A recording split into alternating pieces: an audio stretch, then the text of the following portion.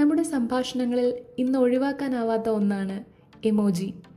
മിക്കവാറും ആളുകൾ വിചാരിക്കുന്നത് എമോഷൻ അഥവാ വികാരം എന്ന ഇംഗ്ലീഷ് വാക്കിൽ നിന്നാണ് എമോജി വന്നതെന്നാണ്. എന്നാൽ അത് തെറ്റിദ്ധാരണയാണ്. ഇമോജി എന്ന വാക്ക് വന്നത് ഇംഗ്ലീഷിൽ നിന്നല്ല, മറിച്ച് ജാപ്പനീസ് ഭാഷയിൽ നിന്നാണ്. ഈ വാക്ക് 2 ജാപ്പനീസ് പദങ്ങൾ ചേർന്നാണ് ഉണ്ടായത്. ഇ അതായത് ചിത്രം, പിന്നെ മോജി അതായത് കഥാപാത്രം അല്ലെങ്കിൽ അക്ഷരം. അതുകൊണ്ട് എമോജി എന്നതിൻ്റെ യഥാർത്ഥ അർത്ഥം ചിത്രം അല്ലെങ്കിൽ ചിഹ്നം ഉപയോഗിച്ചുള്ള അക്ഷരം എന്നാണ്.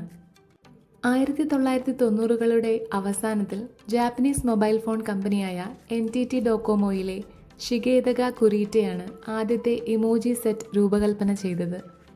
ഇന്ന് നമ്മുടെ വികാരങ്ങൾ പ്രകടിപ്പിക്കാൻ ഉപയോഗിക്കുന്ന ഈ ചിഹ്നങ്ങളുടെ വേരുകൾ വികാരങ്ങളിലല്ല, ചിത്രങ്ങളിലാണ്.